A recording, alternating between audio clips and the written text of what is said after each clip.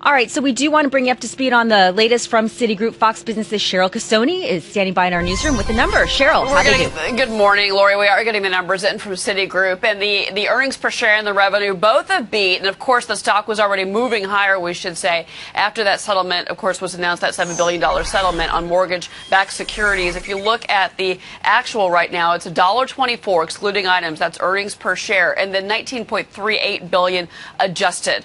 So that is a beat as well. That is so $19.38 billion adjusted. Their estimate was $18.93 billion. A couple of things. I'm looking at the stock right now. It's up a little bit more than 3%.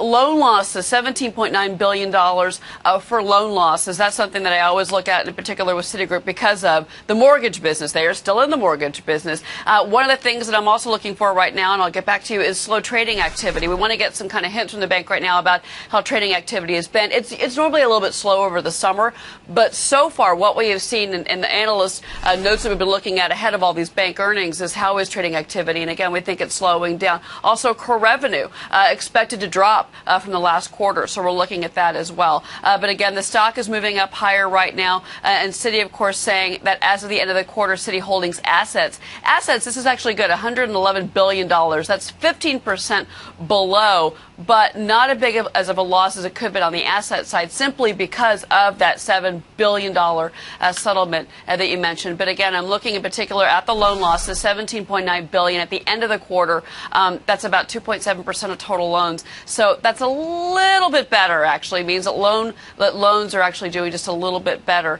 But again, the number coming in, really a decent beat on the earnings per share, I have to say here. And as we're looking through and going at the stock, we're seeing that it is trading a little bit higher. It was about 1.5% up, Lori, after the settlement with the DOJ. Now you've got it actually moving more than 3% to the upside on the results. So there you go. There's Citi for you. Thank you. Covering it brilliantly. Cheryl Casone, thanks so much for coming in for us.